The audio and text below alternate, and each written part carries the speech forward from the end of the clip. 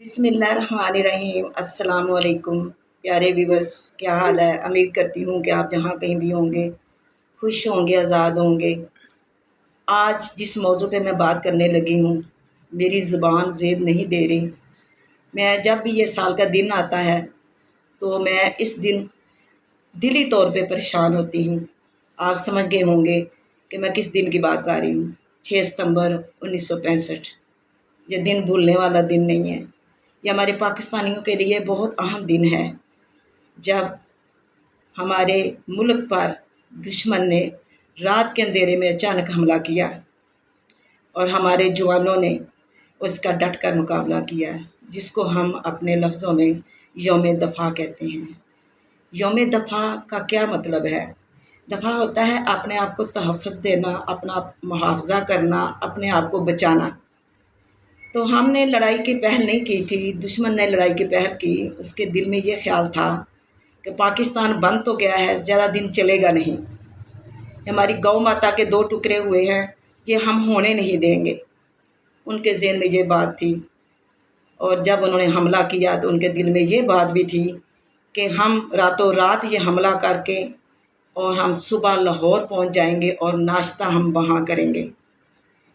ये उनकी तदबीर थी और ऊपर वाले की कुछ और तदबीर थी, और हमेशा ऊपर वाले की तदबीर कामयाब होती है। हमारे बावफा, हमारे जाले सिपाहियों ने, हमारे अफसरान ने, हमारी पाक आर्मी ने अल्लाह के हुक्म से डट कर मुकाबला किया और दुश्मनों को अपनी सरहदों को पार करने की इजाज़त ना दी। मैं कुर्बान जाऊँ, सुबहान अल्लाह। ये आप सोचें कि ये लफ्ज़ पहले आता है जब हम बोलते हैं, तो वो लफ्ज़ हम बोलते हैं अल्लाह पाक, उसके बाद नबी पाक की बात आती है तो हम कहते हैं हमारे नबी पाक। तो ज़रा नाज़रीन गौर करें, तो जब पाक आर्मी का नाम भी आता है तो उसके साथ आता है पाक आर्मी। हम आज भी इस्तेमाल करते हैं लफ्ज़ पाक आर्मी। हम उनको पाक तस्वर करते हैं, बावफ़ा, और इसमें कोई शक नहीं। हमारे नौजवानों ने हर सरहद पे, हर चौकी पे डट कर मुकाबला किया और दुश्मन को भागने पर मजबूर कर दिया। और इसी पे जो है हमारी मलका नूरजहाँ, उन्होंने भी ये नगमा कहने पे मजबूर हो गई, ए पुत्तर हटाते नहीं विकदे की लबनिए विच बाजार कुड़े। ये अल्लाह, उस अल्लाह की देन है, ये किसी का इसमें कोई इख्तियार नहीं है। यानी वो अपने लफ्ज़ों में शायर ने क्या खूबसूरत जो है शायरी की, और इसको गाने में वाली ने भी क्या रोल अदा किया। आज भी जब मैं ये सुनती हूँ तो बेसाख्ता तौर पे मेरी आंखों में आंसू आ जाते हैं। मुझे बहुत याद है जब हम छोटे होते थे, तो जब भी ये आर्मी की गाड़ियाँ गुज़रती थी तो हम लोग सारी रात छत पे खड़े रहना, और जब गाड़ियाँ गुज़रना उसके अंदर ये प्यारे से हमारे फ़ौजी जवान ये जो वर्दी पहनकर और भी स्मार्ट होने लगते हैं, और भी बहुत अच्छे लगते हैं, प्यारे लगते हैं, कोई अजीब और मखलूक लगते हैं। जी चाहता है कि इनको झुक के सलाम करें। और मैं तो आज भी जब भी रास्ते में कहीं मुझे ये आर्मी की गाड़ी नज़र आती है, तो ना चाहते हुए भी मेरे हाथ जो है ये सलूट के लिए उठ जाते हैं। तो बचपन में हम कहते थे फ़ौजी जी सलाम, फ़ौजी जी सलाम। वो भी हमें वापस हाथ हिला हिला कर हमारे जज्बे का, हमारी मोहब्बत का जवाब देते थे। हमारे दिलों में आज भी उनकी वही मोहब्बत है, आज भी हमारे दिलों में उनकी वही क़ीदत है और हमेशा रहेगी। लोग कहते हैं कि पाक आर्मी को फ़लाँ बंदा बुरा कह रहा है, फ़लाँ फ़ौज को बुरा कह रहा है। यहाँ बात पाक आर्मी की नहीं हो रही। यहाँ अगर कोई कहता होगा तो चंद अफसरान को ही कहता होगा, क्योंकि आटे में जब नमक डाला जाता है तो आटे की मिकदार ज़्यादा होती है, नमक की मिकदार कम होती है। और बेशक इसमें कोई शक नहीं, जब वो रोटी बनती है, वो नवाला जब हम मुँह में डालते हैं तो हमें उस नमक का टेस्ट आता है। आप मेरी बात समझ गए होंगे। लेकिन पूरी आर्मी को बुरा कह देना ये गलत बात होगी।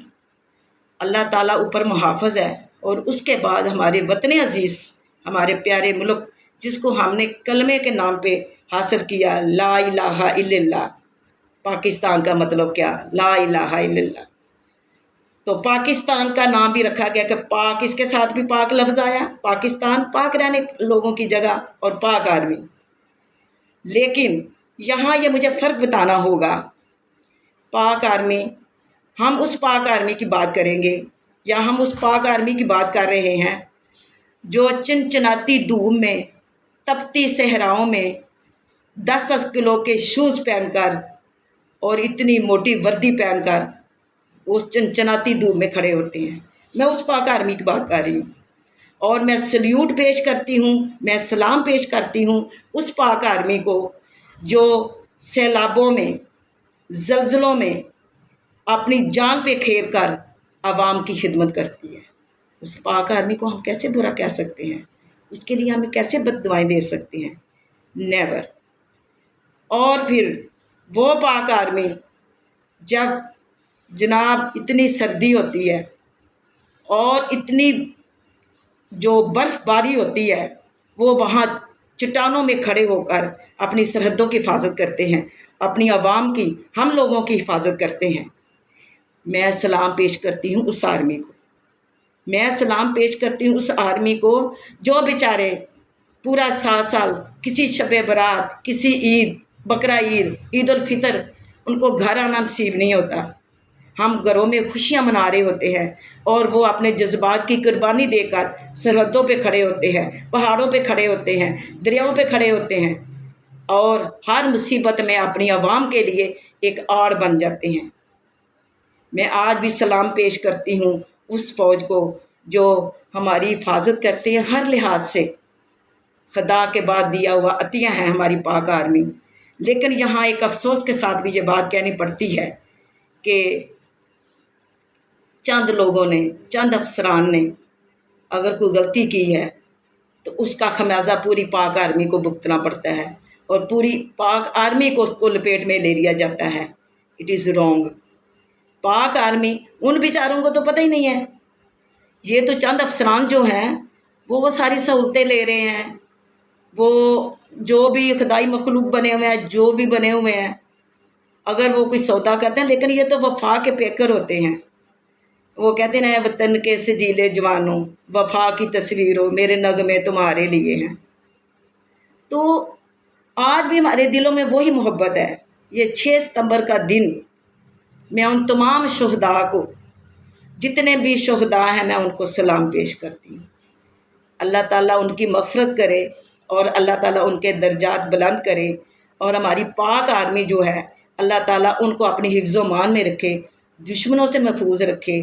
اگر چند افسران جو آٹے میں نمک کے برابر ہیں، اگر وہ اپنے وطن کی وفا بھول گئے ہیں، اگر وہ اپنی وردی کا احیا بھول گئے ہیں، اگر وہ اپنی وردی اور اپنی ٹوپی کا مقصد بھول گئے ہیں، تو میرا خیال ہے کہ وہ جلد واپس آ جائیں گے۔